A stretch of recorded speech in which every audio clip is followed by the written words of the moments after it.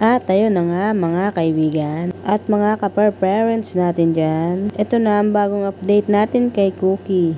Nakalabas na po siya. At ngayong araw na ito, lilinisan natin ng kanyang catheter.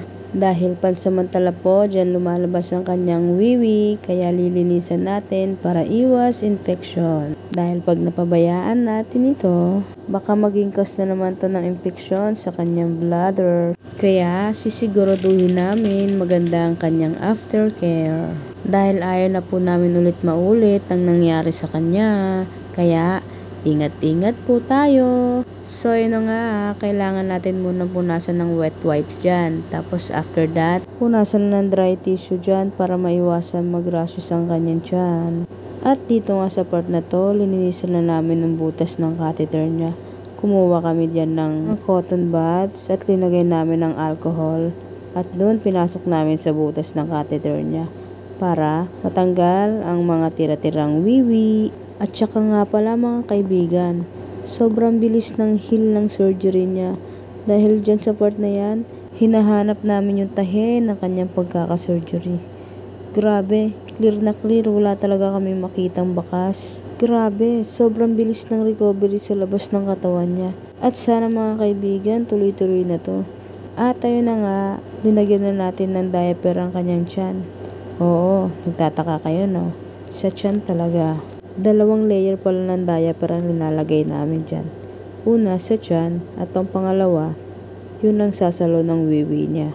At pagkatapos maglagay ng diaper, mag-skincare naman tayo kay Cookie. Dahil ilang linggo na siyang walang ligo. Medyo may amoy na mapanghi. Kailangan muna natin siyang punasan, pulbuhan, tigit sa lahat, lagyan natin na siya ng mouthwash. Kaya kahit halik-halikan namin siya, halik-halikan niya kami. Di mabaho kanyang laway. Tapos pagkatapos yan, tanggalin muna natin yung collar cone niya para mabihisan natin siya ng damit. Namiss ko nga siyang bihisan kasi nung hindi pa siya na ospital, araw-araw talaga siya nagpapalit ng damit. Ito yung pinaka-paborito kong part, yung binibihisan siya ng damit. Kasi kahit anong damit ng suot ko, sobrang bumabagay sa kanya. Napaka-cute niya talagang bata.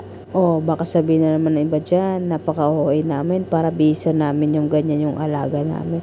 Ano, sabi nga nila, pag inggit, pikit.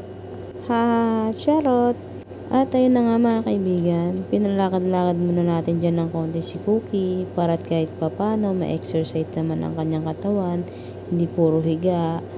At ayun na nga, pinakain na natin siya dyan ng dog food. Sabi ni Doc, bawal muna ng kung ano-ano. Tsaka ng chimkin, ang kailangan mo, ang diet mo. Kaya, magpagaling ka na Cookie. Alam nyo guys, nagpapasalamat ako kasi sobrang bilis ng recovery niya. Kita mo naman, magana na kumain, malakas nang uminom, masigla na, at saka yung mga mata niya namumungay na talaga. Kaya sobrang thank you sa lahat ng mga tumulong sa amin. Lalong-lalo na sa financial.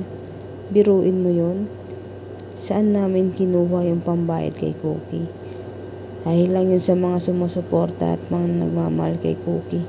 Salamat sa inyo. So, paano mga kaibigan? Beauty rest muna ang prinsesa. Bye!